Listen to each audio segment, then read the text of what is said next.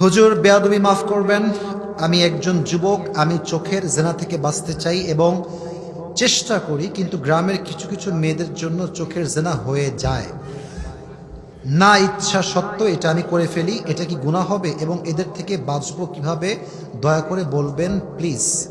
এটি একজন যুবক। আচ্ছা, this is very important question for young people. মাশাআল্লাহ, এটা অনেক গুরুত্বপূর্ণ প্রশ্ন এবং আমি এটার মধ্যে নিজেও শামিল আছি, because I am also a young বয়। আমি কিন্তু বুড়া মানুষ না ভাই। আমি কি বুড়া নাকি ভাই? বলেন না কেন আপনারা? আমার দেখে কোনো অ্যাঙ্গেলে কি বুড়া লাগে? আমি কিন্তু যুবক মানুষ। So the same problem I have that you have, যে তোমার আছে ওটা আমারও আছে, বাট হয়তো কাউকে আল্লাহ কম ইমান দিয়েছে, কাউকে আল্লাহ বেশি ইমান দিয়েছে। যার ইমান বেশি তার চোখের হেফাজত সে বেশি করতে পারে। ঠিক আছে যুবক ভাইরা?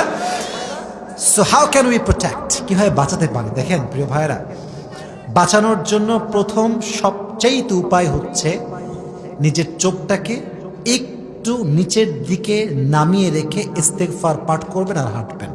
নিচের দিকে নামানোর উদ্দেশ্য হচ্ছে এরকম না যে একেবারে এমনি, তা না, মোটামুটি একটা লেভেল যেন কোনো মেয়ের দিকে চোখ না পড়ে যায়। এখন মাথায় রাখতে হবে, চোখ যে আপনি ফেলেছেন, আপনি কোন স্বার্থে তাকিয়েছেন এবং আপনি তাকায় আছেন কিনা। এখন দেখা যাচ্ছে কোনো মেয়েকে দেখে একদম তাকায় আছে, আধা ঘন্টা যাবো তাকাই আছে, তো বলে কি রে আধা ঘন্টা হয়ে গেল তুই চোখ নামাস না কেন?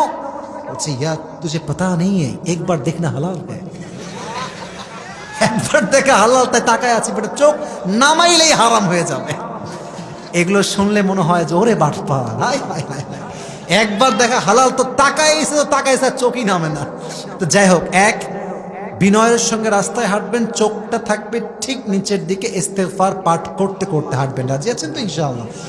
এক নাম্বার। দুই, যদি এই সমস্ত চোখের জেনা থেকে বাঁচতে চান, সবসময় মাথায় রাখবেন ঈমান হচ্ছে একটা নূর, এটা একটা আলো, এটা এমন একটা নূর যে নূরটা মানুষকে তার সমস্ত গুনাহ থেকে বাঁচিয়ে দেয়। ঠিক আছে যুবক ভাইরা? কথা বলো, কথা বলো।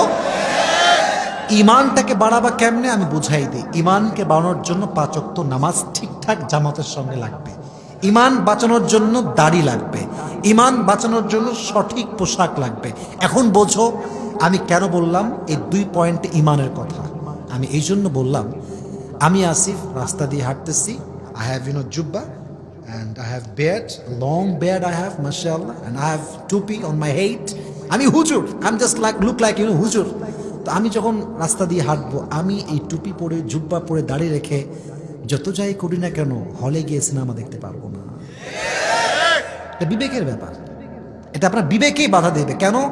কারণ আপনি ঈমানি পোশাকটা নিজেকে সুসজ্জিত করেছেন, আপনার ঈমানই আপনাকে বাঁচায় দিবে। তো আপনি জুব্বাওয়ালা হন, টুপি পরেন, দাড়ি রাখেন, 5 ওয়াক্ত নামাজি হন, যেই মেয়ে আপনার সামনে দিয়ে হাঁটবে, ও যদি জিন্সের প্যান্ট পরেও হাঁটে, ও আপনাকে দেখলে লজ্জায় 10 হাত দূরে থাকবে। ঈমানটাকে মজবুত করতে হবে। রাজি আছেন তো ইনশাআল্লাহ?